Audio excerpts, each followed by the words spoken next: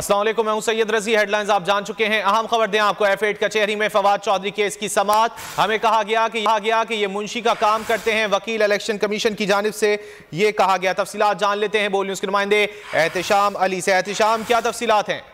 हाँ जी बिल्कुल, फवाद चौधरी पाकिस्तान तहरीक इंसाफ के रहनुमा जिसको लाहौर से गिरफ्तार किया गया था, आज अदालत में दोबारा पेश किया गया। इलेक्शन कमीशन के वकील और पुलिस की जानिब से दोबारा जिस्मानी रिमांड मांगा गया और जिस्मानी रिमांड की इस्तदा की गई। तफ्तीशी अफसर की इस हवाले से फैसला महफूज कर लिया गया है और अब से कुछ देर बाद सुनाया जाएगा। फवाद चौधरी को आज सुबह अदालत में पेश किया गया। 2 रोजा जिस्मानी रिमांड मुकम्मल होने के बाद तफ्तीशी अफसर की जानिब से उनका मजीद जिस्मानी रिमांड भी मांगा गया है और इस हवाले से फैसला महफूज कर लिया गया है अदालत की जानिब से। ये बताइएगा एहतिशाम कि कब तक सुनाया जाएगा ये महफूज शुदा फैसला?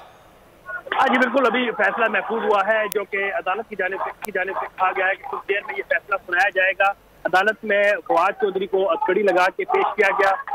अमूमन ऐसा होता है जब मुल्क